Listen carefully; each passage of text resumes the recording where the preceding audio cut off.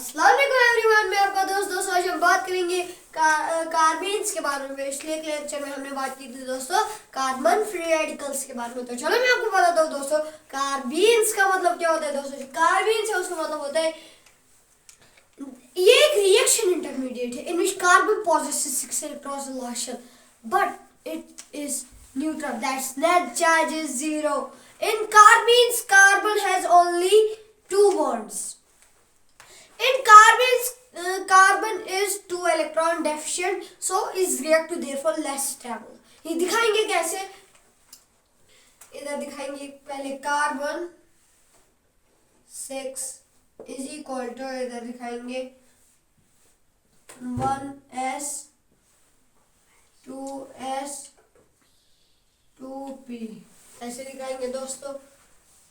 इधर दो दो दो आगे दोस्तों बराबर। ये इधर थे, इसमें ग्राउंड स्टेट क्या आएगा, ये इधर दिखाएंगे ग्राउंड स्टेट।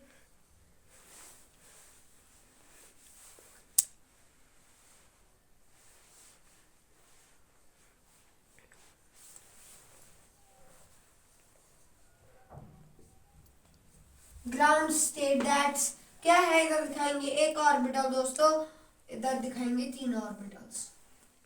अब इसमें एक ऑर्बिटल 2 ऑर्बिटल 3 ऑर्बिटल। अब जो ये वाला है इसमें है 2 इलेक्ट्रॉन्स और इसमें अलग अलग 2 इलेक्ट्रॉन्स। इधर लिखेंगे 2s 2p, इधर दिखाएंगे ऐसे।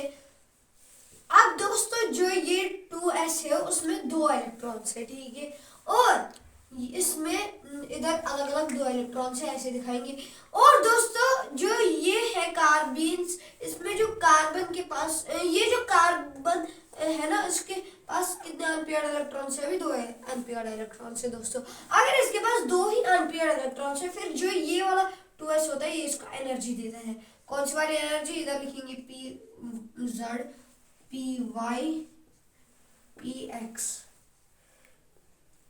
ये कौन सी एनर्जी देता है इनको,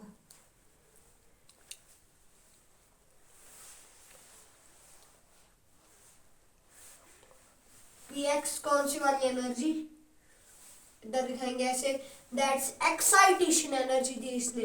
अगर ये हमने दी एक शेल से दूसरी शेल तक इलेक्ट्रॉन्स देने के लिए हमने दी excitation energy.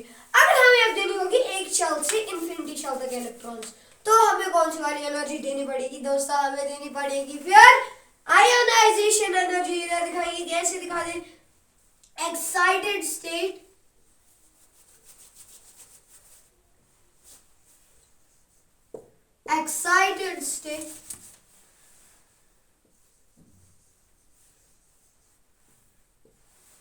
Is equal to क्या है, इधर दिखाएंगे ऐसे,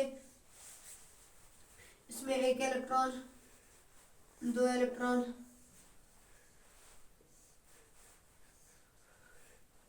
इसमें 4 अनपेयर्ड इलेक्ट्रॉन्स आ गए दोस्तों।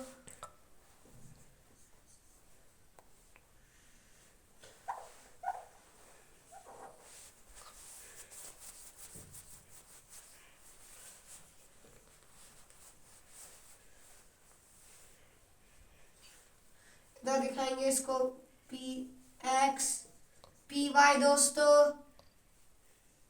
ये pz ऐसे दिखाएंगे pz।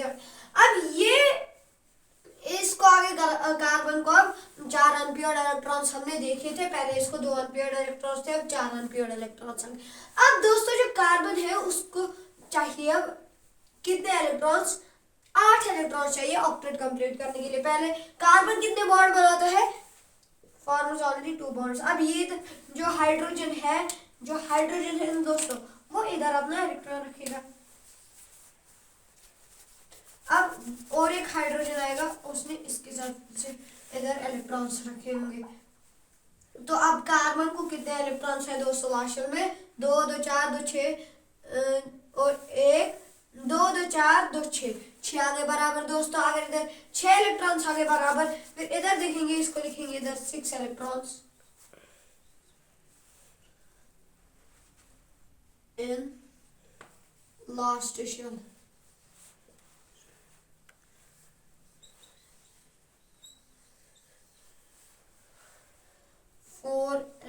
electrons in last shell.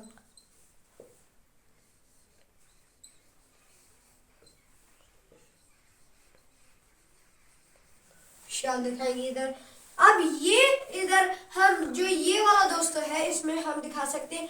अगर अब हमें इसके टाइप्स के बारे में बात करेंगे, एक है ट्रिपलेट कार्बिन और सिंगलेट कार्बिन। अब जो ट्रिपलेट कार्बिन है उसका मतलब होता है ये जो पी वाई ऑर्बिटल होती है ना, ये हमें अलग रखनी होती है और ये भी अलग। अब इसका मतलब क्या है पी वाई ऑर्बिटल का? If two non-bonding electrons remain in separate orbital, that's जो pz ऑर्बिटल है वो अलग ऑर्बिटल में रहेगी और ये py ऑर्बिटल, py जो इलेक्ट्रॉन्स वो अलग ऑर्बिटल में रहेंगी। ये था इधर सिंगलेट के बारे में। अगर हम और जो ट्रिपलेट कार्बिन है दोस्तों, ये इट इज ऑल्सो कॉल्ड क्या है? It is paramagnetic. क्या है दोस्तों? पैरामैग्नेटिक। पैरामैग्नेटिक वो इलेक्ट्रॉन्स होते हैं, पैरामैग्नेटिक होते हैं अनपेयर्ड इलेक्ट्रॉन्स, सिंगल इलेक्ट्रॉन्स, इन्हीं को बोलते हैं हम पैरामैग्नेटिक। और जो ये पैरामैग्नेटिक होते हैं ना दोस्तों, ये मैग्नेट से अट्रैक्ट होते हैं, that they are attract by magnet. And दोस्तों जो सिंगलेट कार्बिन्स होते हैं उसका मतलब होता है if two non bonding electrons remain in single orbital, that's pz orbital is pz electrons are pushed into py orbital, ठीक। then there is, और जो दोस्तों पहला वाला था ना सिंगलेट, नहीं जो ट्रिपलेट था, ट्रिपलेट कार्बिन, उसमें वो ज्यादा स्टेबल होता है क्योंकि उधर जो इलेक्ट्रॉन रिपल्शन होता है वो कम होता है। और अगर इलेक्ट्रॉन रिपल्शन कम है तो एनर्जी भी कम होगी और स्टेबिलिटी ज्यादा इधर दिखाएंगे। अब सिंगलेट के बारे में बात करेंगे। जो सिंगलेट है उसका मतलब होता है if two non bonding electrons are remain in single orbital. क्या है? जो pz इलेक्ट्रॉन्स है वो pz electrons are pushed into py orbital.